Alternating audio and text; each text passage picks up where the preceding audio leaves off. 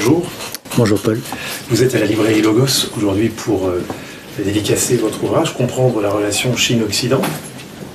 Alors quand on parcourt votre ouvrage, on se rend compte qu'il y a une grosse partie sur effectivement la diplomatie gaullienne qu'a adoptée la Chine. Vous pourriez peut-être un petit peu nous dire en quelques mots en quoi elle consiste. Et puis, surtout dans l'autre sens, les actions de cet hégémon anglo-américain en direction de la Chine. Et ça occupe une bonne partie de votre livre. Et puis après, la suite, c'est en fait une présentation, une analyse de la gouvernance chinoise qui n'est pas... qui est rarement comprise, et on en dira un mot tout à l'heure, parce que vous l'appelez, vous dites que c'est une gouvernance maurassienne. Et, donc diplomatie gaulienne, gouvernance maurassienne, vous avez trouvé les mots qui nous marquent. Alors d'abord, la diplomatie gaulienne, peut-être, en quelques mots, en quoi il consiste? Alors effectivement, dès le début de l'ouvrage, j'établis un parallèle en fait entre la Chine d'aujourd'hui et la France gaulienne. Si on s'arrête à l'aspect purement diplomatique, on se rappelle de la diplomatie gaulienne qui était en fait une espèce de proposition au monde entier d'une voie tierce, en fait une voie médiane dans ce qui concerne la Chine, c'est-à-dire ni capitaliste ni communiste. Ça, c'était le positionnement de la diplomatie gaulienne, et on se rappelle de son discours notamment à Phnom Penh en 1967, où il expliquait que il était hors de question que des peuples asiatiques se laissent une fois de plus envahir. Merci beaucoup. Se laisse envahir par des peuples venus d'outre-Pacifique, en parlant des États-Unis. On se rappelle que la France venait de sortir du Vietnam quelques années auparavant. Et la Chine, dès en fait l'avènement de la Chine communiste en 1949, s'est positionnée également de cette façon-là. On se rappelle de son positionnement à Bandung en 1955 dans le mouvement des non-alignés, où notamment elle a été très remarquée parce que dès 1955, la Chine a porté un petit peu en avant la question palestinienne dès 1955 en disant que c'était le Premier ministre chinois à l'époque, Zhou Enlai, qui disait à Bandung, si nous n'abordons pas la question de la Palestine à cette conférence, on pourra estimer d'ores et déjà qu'elle a échoué. Et à partir de là, la Chine a continué à soutenir la Palestine, et tous les pays, on va dire, du Sud, ce qu'on appelle le Sud global actuellement, dont elle est maintenant, on va dire, un des leaders. La Chine propose justement une voie alternative aux relations internationales, c'est-à-dire sans sortir du système de Bretton Woods, les institutions comme les Nations Unies, le Fonds monétaire international, la Banque mondiale, des choses comme ça, sans forcément en sortir, mais plutôt les réformer, parce que ce sont des institutions qui ont été créées par l'Occident et globalement pour l'Occident. Et la Chine propose qu'il y ait, on va dire, une plus grande équité dans les relations internationales, c'est-à-dire réformer le Conseil de sécurité des Nations Unies en faisant entrer des pays du Sud global, ce à quoi l'Occident lui répète régulièrement, oui, on a bien entendu que vous souhaitez élargir le Conseil de sécurité, mais on lui propose systématiquement l'Allemagne, le Japon, la Corée du Sud. Donc évidemment, voilà, tous des pays, on va dire, vassalisés à l'hégémon anglo-américain. Et la Chine donc essaye devant cette résistance en fait à réformer les relations internationales, elle propose un système alternatif, notamment avec les BRICS, l'Organisation de coopération de Shanghai, l'Organisation internationale de la médiation qui a ouvert cette année à Hong Kong, qui est un peu, on va dire, une espèce de cour, on va dire un petit peu comme la Cour pénale internationale, en tout cas qui a l'ambition de devenir une institution de ce niveau-là. Donc voilà, elle propose un système alternatif sans quitter, donc c'est là qu'on voit un petit peu la mauvaise foi du camp occidental qui dit mais en fait la Chine cherche et revancharde, cherche à nous remplacer, cherche à dédollariser. C'est pas du tout le cas. Elle essaye de réformer le système de l'intérieur, et devant la résistance, on va dire, au changement, en fait, on comprend très bien que l'hégémon anglo-américain, qui est en position de force encore pour l'instant, n'a pas l'intention de se laisser détrôner, et donc la Chine propose des solutions alternatives de négociation, de médiation, pour que on va dire que tout le Sud global, c'est-à-dire 7/8 de l'humanité, ait accès, on va dire, au développement économique et à une plus grande équité sur la scène internationale. Et alors du côté de la gouvernance, c'est-à-dire les affaires intérieures, comment la Chine se gouverne-t-elle? Vous parlez de gouvernance maurassienne. En quoi est-ce qu'elle consiste ? Oui, alors je parle de la gouvernance maurassienne, ce qui a déplu à pas mal d'éditeurs notamment qui ont refusé d'éditer dès qu'ils ont vu ce mot-là. Et en fait, j'établissais un parallèle entre la gouvernance qui était proposée par Maurras et la gouvernance chinoise, dans le sens où il n'y a pas d'acceptation, on va dire, de corps intermédiaire représentatif entre le citoyen et le gouvernement. La question de la religion aussi qui est abordée un peu de la même façon. La question de la classe, de l'élite en fait, la sélection des élites, la position du gouvernement chinois, mais dès le début, même avant d'arriver au pouvoir, par rapport à la classe comprador. Oui. C'est des gens. On sait qu'il y a une petite bourgeoisie et une grande bourgeoisie, et que c'était la grande bourgeoisie globalement qui était plutôt traîtresse à son pays. Les Chinois n'ont pas lutté contre la petite bourgeoisie, au contraire, le Parti communiste les a utilisés dès le début de la Révolution. Mais la grande bourgeoisie comprador qui avait globalement vendu le pays à l'étranger, eux ont été désignés comme des ennemis. On peut rappeler qu'une des étoiles du drapeau représente la bourgeoisie patriote. Absolument. La classe ouvrière, la paysannerie. Exactement. Et la bourgeoisie, la petite bourgeoisie, en fait partie. Et donc, dans les éléments de cette gouvernance maurassienne, il y a le rôle du parti dans la sélection des élites et dans le contrôle d'aspects vitaux, on peut dire. Absolument tous les aspects de la vie politique et économique et sociale en Chine sont contrôlés par le parti. Ça a été répété par tous les leaders à partir de Mao jusqu'à Xi Jinping. Le parti contrôle tout. C'est-à-dire que on est dans un système où le politique trône, enfin, à la suprématie sur l'économique. Ce qui est exactement le contraire du monde occidental, où on sait que c'est le monde économique qui contrôle le monde politique, avec les lobbies, avec les médias, des choses comme ça. En Chine, il n'y a pas eu, comme on dit, d'épopée bourgeoise en Chine. Il y a eu un petit intermède de même pas une dizaine d'années entre la fin du système dynastique chinois et la République chinoise en 1912. Il y a un petit intermède, on va dire, où il y a une bourgeoisie qui a essayé d'utiliser son pouvoir économique pour acheter du pouvoir politique, et ça a été immédiatement balayé. Ça l'était dans l'histoire traditionnelle chinoise, et à partir de 1949, ça a de nouveau été balayé, et on le voit avec le traitement par le Parti communiste de quelques, on va dire, grands milliardaires chinois qui se sentent pousser des ailes dans des forums internationaux et qui essayent de se placer un peu comme si c'était un représentant politique chinois, et très rapidement le gouvernement intervient en leur rappelant que leur position est économique uniquement, que c'est une partie de la vie des Chinois et que ça ne peut pas représenter la totalité. Voilà. Et donc c'est intéressant de voir que tout ce qu'en fait on préconisait à Maurras, c'est-à-dire vraiment la prédominance du politique sur les autres aspects, c'est mis en application en Chine, et c'est une des raisons du succès de la Chine actuellement. Voilà. On se pose toujours la question, la Chine, les gens entendent Chine, ils pensent Parti communiste, et Parti communiste, c'est-à-dire Staline, Pol Pot et toutes ces choses-là, c'est une caricature grotesque du système chinois. Le système chinois s'autodéfinit comme une économie socialiste de marché à caractéristiques chinoises, donc c'est trois concepts en un, et il faut vraiment étudier ça pour comprendre la Chine et pour comprendre le succès de la Chine. Voilà. Si la Chine a réussi, c'est pas uniquement parce que l'Occident a délocalisé des usines, parce qu'elle aurait pu rester un atelier ou un fournisseur à bon marché du monde occidental pendant des décennies. C'est bien dans ce poste-là qu'on a essayé de la conserver. Mais rapidement, la Chine a monté en gamme, et elle a bien compris qu'il fallait réformer le système mondial qui est basé sur des énormes, déséquilibres en fait, où le milliard doré, le monde occidental avait l'intention, dès l'accession de la Chine à l'OMC, de laisser la Chine dans un poste d'atelier de fabrication subalterne. Voilà.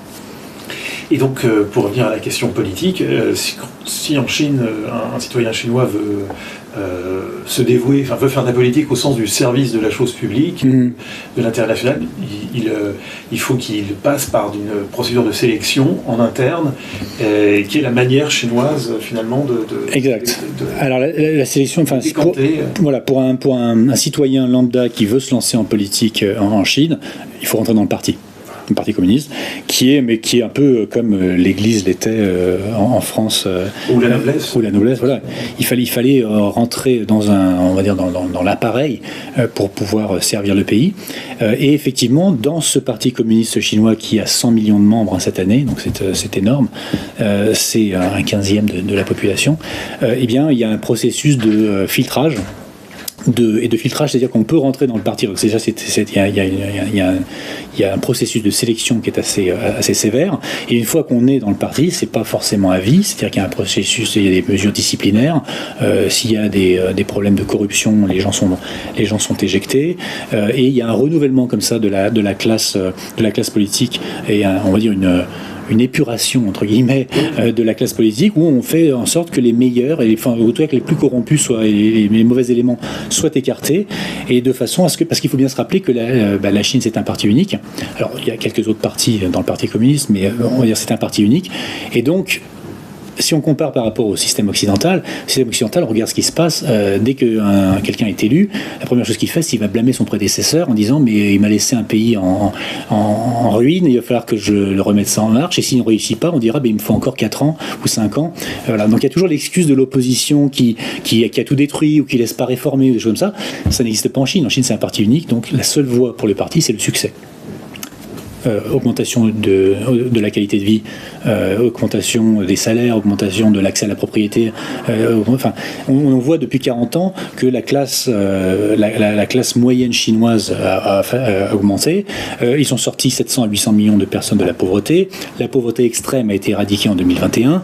Donc la seule voie de développement pour le parti, parce qu'il est un parti unique, c'est l'amélioration des conditions de la population. Et ce mode de sélection, de production des élites, il a une histoire longue dans la Chine, finalement. Oui, alors il y avait déjà le système mandarinal à l'époque de la Chine impériale, où effectivement il y avait ce système qui était très égalitaire, entre guillemets, des examens mandarinaux, qui étaient ouverts à absolument tout le monde. C'était pas comme c'était pas la noblesse qui s'auto-reproduisait, c'était ouvert à tout le monde, et il y a eu des gens qui sont sortis de la campagne et qui ont eu, par leur talent, ont réussi à arriver à des postes très hauts dans la haute administration chinoise. Et là maintenant, c'est plus l'examen mandarinal, ça passe par le Parti communiste, mais c'est un peu la même chose. C'est-à-dire qu'en fait, on voit le parti, quand il vous accepte, d'abord il faut avoir un certain bagage, on va dire éducatif. On voit que absolument tous les hauts cadres du Parti communiste chinois sont tous des ingénieurs, sont tous des gens c'est des techniciens avant d'être des politiciens. C'est des gens qui ont un domaine d'expertise très particulier. Si on faisait le compte en France des dirigeants qui ont une expertise professionnelle, on n'en verrait pas beaucoup. Donc ce sont des gens qui ont une expertise, qui ensuite sont acceptés dans le parti et ils sont éduqués en permanence sur le système, la gouvernance chinoise. C'est-à-dire qu'ils doivent d'abord l'apprendre et puis ensuite l'expliquer. Ils doivent l'expliquer aux jeunes entrants. Chaque réforme, chaque nouvelle tendance politique qui va être décidée par le président doit être, on va dire, répété, on va dire, par chaque haut cadre du parti, pour bien s'assurer qu'il est compris, qu'il est convaincu et qu'il puisse convaincre les gens en dessous de lui. Donc il y a un système de sélection des élites qui fait que de toute façon, quelle que soit la personne qui va arriver au pouvoir, c'est pas quelqu'un qui aura été catapulté par des connexions personnelles, par une préférence personnelle de tel ou tel supérieur. C'est des gens qui toute leur vie ont monté le système, les échelons au niveau de la ville, au niveau du village, au niveau de la ville, au niveau de la province, et ensuite toute la haute administration chinoise, ce qui fait qu'à la fin, ils sont respectés. C'est-à-dire qu'on ne va pas se retrouver avec des gens, je ne vais pas nommer des gens en France, mais avec des gens qui se retrouvent dans la haute administration ou très très haut dans le gouvernement, et on ne sait pas d'où ils sortent. Non, ils sont arrivés comme ça à une très haute position, à un ministère ou quoi. C'est des gens qui n'ont absolument aucune expérience dans ce ministère. En Chine, ça n'arrive pas. Donc, quand on arrive en haut, on s'appelle Xi Jinping ou n'importe qui, on est respecté par tout l'appareil parce que on a monté les échelons tous ensemble au même point. Et ce qu'il faut savoir, c'est que quand on monte les échelons à ce très haut niveau-là, c'est le fait d'élection. C'est pas quelqu'un, c'est pas l'ancien président de Chine qui a choisi le nouveau président de Chine. C'est tout le gouvernement qui ont voté pour choisir qui allait être le prochain. Et comment le parti s'assure d'être en prise avec la population au sens de la sonder, Alors c'est une très bonne question, parce que c'est là qu'il faut comprendre que la Chine n'est pas ce qu'on décrit dans les médias occidentaux. C'est pas une dictature où il y a une décision qui est prise au sommet et qui est appliquée jusqu'en bas. C'est d'abord un système qui fait remonter l'information en permanence.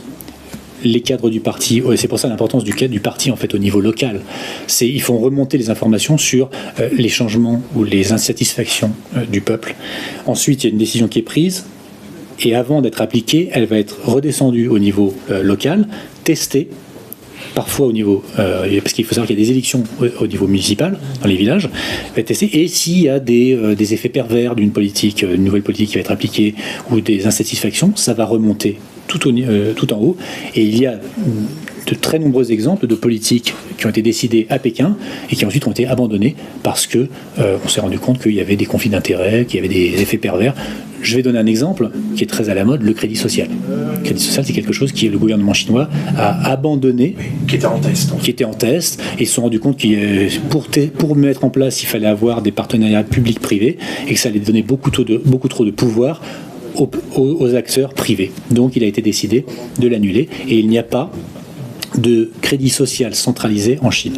Voilà. Il y a des initiatives locales, et c'est souvent le fait d'entreprises privées ou d'entreprises d'État, voilà. Mais ça n'a rien à voir avec un système comme on nous le dépeint dans les médias, une espèce de truc orwellien où chaque personne a un chiffre, qui a un crédit social qui monte et qui descend. Ça n'existe pas en Chine. Et c'est pas moi qui le dis.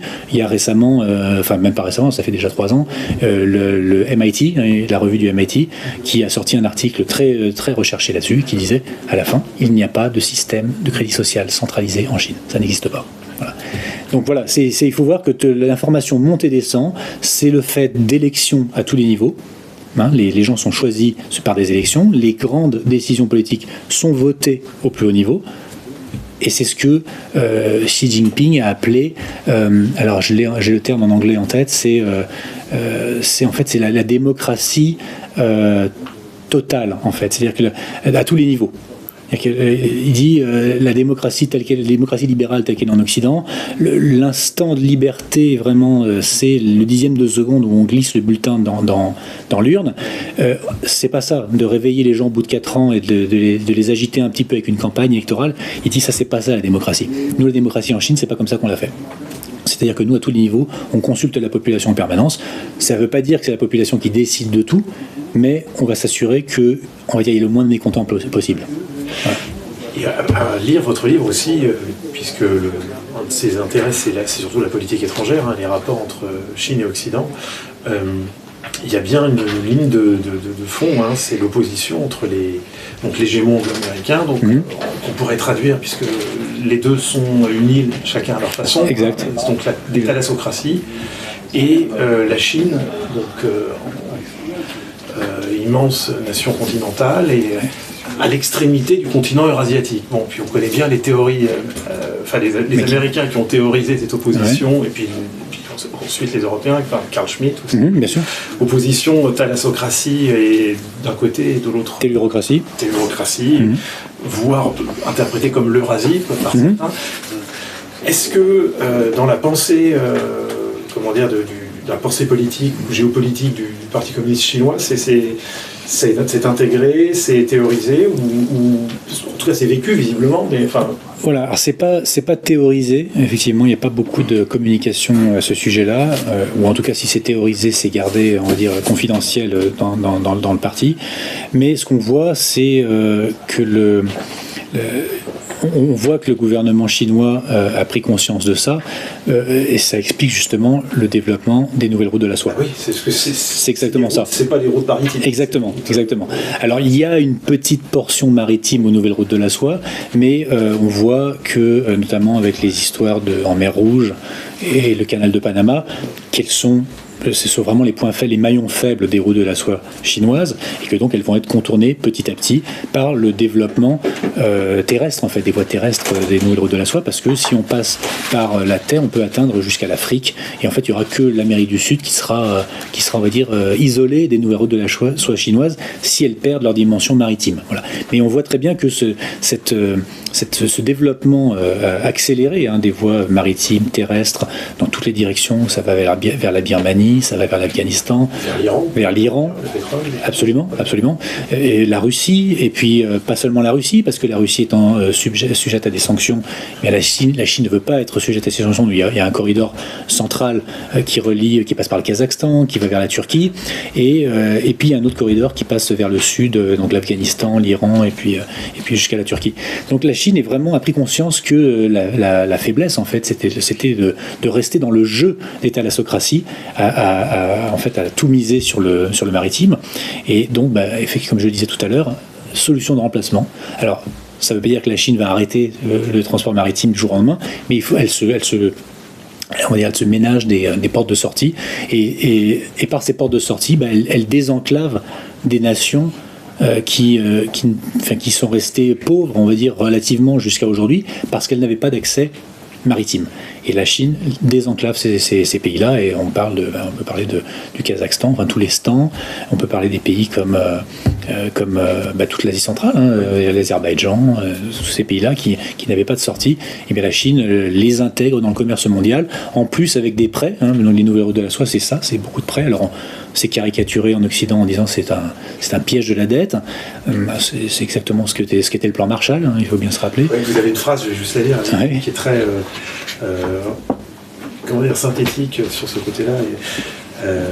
La Chine est en passe de réaliser, par le commerce pacifique, la négociation et le prêt, en temps de paix, ce que l'hégémon anglo-américain n'a réussi tant bien que mal à imposer depuis le XIXe siècle que par la canonnière, le bombardier et le prêt octroyé après la destruction totale des pays auxquels il apporte la démocratie libérale. Voilà.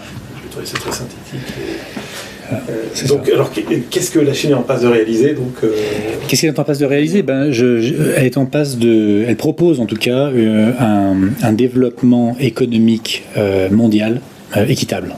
On ne va pas parler d'égalité, mais équitable, c'est-à-dire, et ça a été dit par tous les dirigeants contemporains chinois qui disent, même avant les routes de la soie, qui disaient il faut que la Chine, le succès économique de la Chine dépend du succès économique du monde entier.